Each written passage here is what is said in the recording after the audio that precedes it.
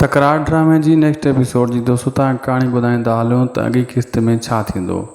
Next episode में छा हाणे मूसा खे जा सजावल ख़ान खे मीर मारींदो या वरी जेको आहे मूसा नवाब ख़ान खे मारींदो। छा जेको नवाब ख़ान वार्निंग ॾिनी आहे मीर खे तूं कंहिं न कंहिं तरीक़े सजावल खे मार ऐं तोखे जेल मां छॾाईंदुमि या मां पंहिंजा माण्हू अॻिते ॾेई छॾींदुमि। छा मीर ईअं कंदो या मीर डबल गेम खेॾे थो मूसा सां ऐं सजावल सां भावल सां छा मिलियल आहे इहा बि तव्हांखे ॿुधाईंदासीं इन नंढड़े वीडियो में। पहिरियां इन खे आराम सां ॿुधो ऐं तव्हां ॾिसो इन खे गौर सां तव्हांखे असां कीअं था क्लियर करे ॻाल्हि ॿुधायूं। अगरि नवां आया आहियो त असांजे यूट्यूब चैनल ते उदासी टीवी खे हाणे ई सब्सक्राइब करे छॾियो। अगरि फेसबुक पेज ते ॾिसी रहिया आहियो त इन खे फॉलो लाइक शेयर ज़रूरु करे छॾियो।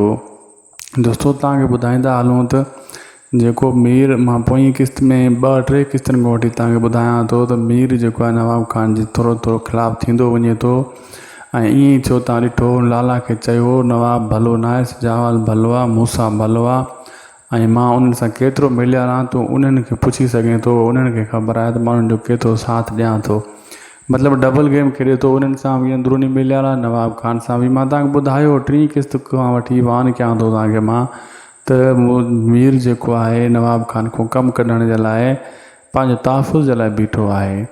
बाक़ी रही ॻाल्हि हाणे इहा प्लैनिंग कंदा रहंदासीं सजावल ऐं मूसा त कीअं बि करे इन डांद खे लिटायूं उठ खे लिटायूं नवाब ख़ान खे जान छुटे। बाक़ी लाला कंहिं न कंहिं तरीक़े आहिस्ता आहिस्ता पंहिंजे सौट खे जरा जान छॾाइण जे करे हाकिमज़ादी सां शादी करण जी कोशिशि कंदो।